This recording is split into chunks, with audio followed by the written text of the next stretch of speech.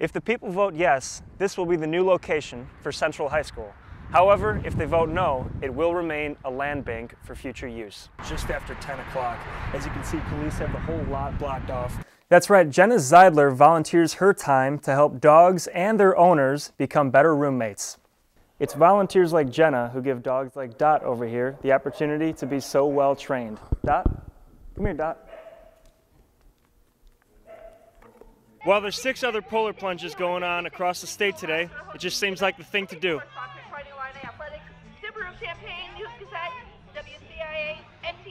Here at Makerspace Urbana, they're celebrating a particularly special Pi Day. The numbers 3, 14, and 15 will not line up again for another 100 years. They're celebrating with face painting, raffles, and of course, Pi itself. Earlier today, police got reports of shots fired. Sean Morris and his 2 friends were walking by these tracks. He thought he could beat the oncoming train. It was a decision that would cost him his life. The issue is not whether Champaign needs a new Central High School. The students deserve this. It's where to build it. John Rector of the Keep Central Committee says moving the school to Interstate Drive is not the answer. It just doesn't need to be out there. It can be much closer to town, and it's going to be much better if it's closer to town. Mark Nolan of Friends of Champaign Schools says the problem is not the location. We seem to be focusing on the location rather than on the education. It all depends what the voters decide. If the people vote yes, this will be the new location for Central High School.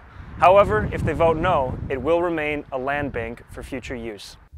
Each side has a different approach to get out the vote. Keep Central has taken to front lawns. They've put up over 1,000 signs across town. Nolan's committee might not have as many signs, but they still have a presence in Champaign neighborhoods. They're going door to door to meet with voters. We have a sense of urgency. There are many people in the community that have a sense of urgency. Rector says the Keep Central committee isn't knocking on doors much anymore. At this stage, their campaign is mostly web-based. Using social media, they've tried to keep the voters informed and get them to join the discussion. It's just been unbelievable on Facebook what we've been able to do. Both sides have basic messages that they want voters to understand. It will become more expensive to do this over time. Anywhere but Interstate Drive. I would pay twice the money to do this right. And both sides think the vote will be close. In Champaign, Luke Ray, UI7 News.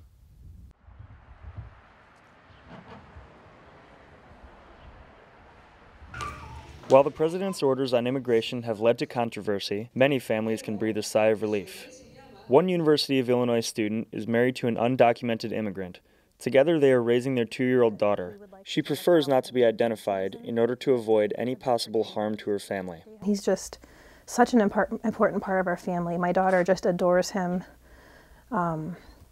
He's just such a grounding, peaceful presence in our home, and I just can't imagine being a parent without him.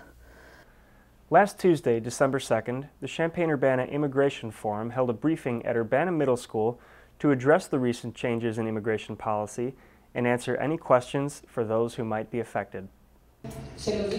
One new program is DAPA, short for Deferred Action for Parental Accountability. This will protect parents of U.S. citizens and lawful permanent residents from deportation and provide work permits for 3 years. An estimated 4.4 million people will be eligible to apply starting on May 20th, 2015. Maybe this is a remedy for them to stay here in the country until they can legalize their status. And so we won't have to separate families. So it's something good to at least have people come out to announce they're here. Certainly many families are relieved, but it is temporary and it doesn't solve every related problem. So you know, on one hand, it brings us a great sense of peace knowing that our family unit won't be torn apart. But it's also sad. You know, on one hand, it would be wonderful to be able to visit his family, but we can't leave the country together because he can't come back. Luke Ray, US7 Newsbreak.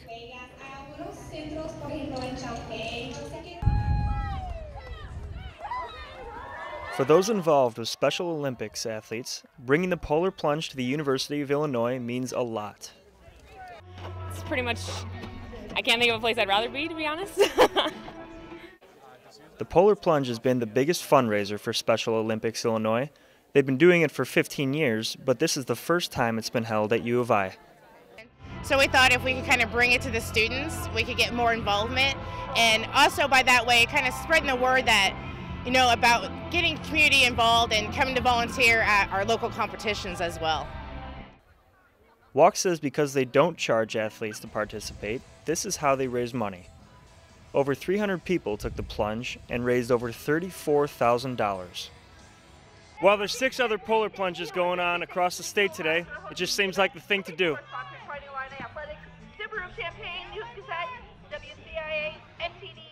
Walk says there's nearly 600 Special Olympics athletes in the Champaign-Urbana area and that it's not just about sports for them. For them, it's about building friendships, becoming a part of the community, really feeling like they belong. Though it is freezing water, the cause is heartwarming for those who participated. People want to get behind it because it's, I don't know, it's hard to find the words. If you haven't experienced any part of Special Olympics, it's kind of self-explanatory once you do. 2,700 people across the state were inspired to take the plunge on Saturday. In Champaign, I'm Luke Ray, UI7 News.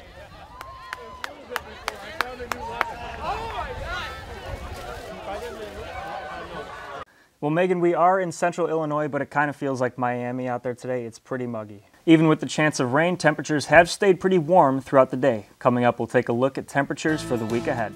This afternoon, a panel was held to discuss the potential censure of U of I administration.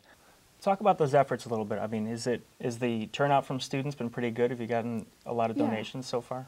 Overall crime in Champaign-Urbana has decreased, but gun violence has increased at a disturbing rate.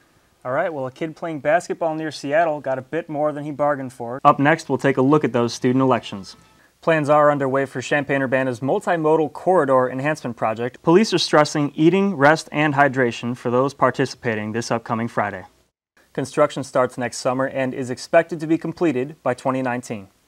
And a new scam is targeting students. Learn how you can avoid it. That's coming up after the break. So Molly, what do you think about the weather today? I think it's kind of where it should be in April at this point. I worked up a little bit of a sweat today on the way to the studio.